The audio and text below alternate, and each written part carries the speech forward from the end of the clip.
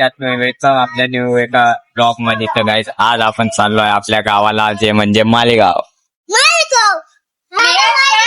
तर गाईज आता नाही का आपली ट्रेन यायची वाट पाहतोय. तर नाही चिकला बाया बाई आपल्या मामांनी बा कोणती गाडी गिफ्ट केली बा.